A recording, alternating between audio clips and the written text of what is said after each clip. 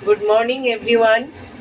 আজ আমি বানাবো চিকেন তন্দুরি বিরিয়ানি। আমার রেসিপিটা শেষ পর্যন্ত দেখতে থাকুন,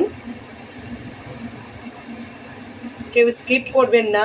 আমি কিভাবে রান্না করেছি দেখতে থাকুন শেষ পর্যন্ত। আজকে সানডে, আজ আমি আবার একটা বিরিয়ানি রেসিপি নিয়ে এসেছি। আজকে বানাবো চিকেন তন্দুর বিরিয়ানি।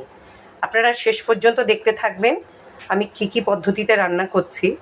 এখানে আমি দিয়েছি আদা বাটা, বিরিয়ানির মশলা, রসুন বাটা, নুন, গুঁড়ো লঙ্কা, একটু ফুড কালার।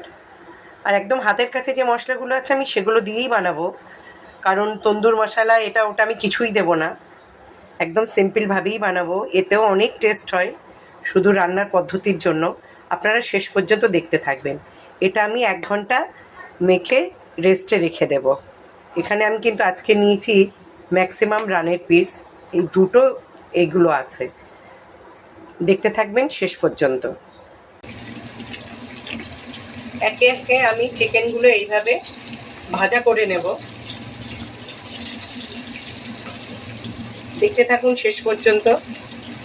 চিকেনগুলো ভাজা হয়ে গেছে, এবার আমি হাই ফ্লেমে এগুলো একটু পুড়িয়ে নেব। এটাই তো তন্দুর, আগুনে ডাইরেক্ট জ্বালানো। আমি এগুলো এবার ভালো করে পুড়িয়ে নেব একে একে সবকটাই। চিকেনগুলো ভাজা করে আমি এটা গ্যাসের ফ্লেমে, হাই ফ্লেমে এটা আমি পুড়িয়ে নিয়েছি। দেখুন কালারটা কি সুন্দর এসছে। এবারে এখানে মশলাটা বানানোর জন্য তেল গরম হয়ে গেছে, এর মধ্যে দিয়ে দেবো কোচানো পেঁয়াজ। একে একে স্টেপ বাই স্টেপ দেখতে থাকুন আপনারা।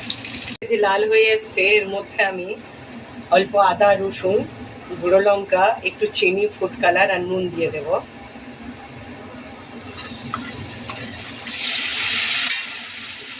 মশলাটা খুব ভালো করে কষে নেব। এটা খুব ভালো করে কষে গেছে, এর মধ্যে আমি এবারে এই তন্দুরি চিকেনগুলো দিয়ে দেব। মশলাটা খুব একটু ভালো করে কষে নেব, একটু জল অ্যাড করবে এর মধ্যে। আমার কমপ্লিট হয়ে এসছে।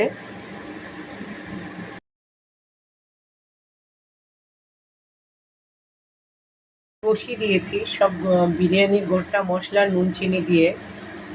জলটা ফুটলে আমি চাল দিয়ে দেব। এখানে আমি চিকেন, আলু, বেরেস্তা দিয়ে দিয়েছি সব কিছুর উপরে, খোয়া ক্ষীর দিয়ে দিয়েছি। বিরিয়ানির মশলাটা অ্যাড করব।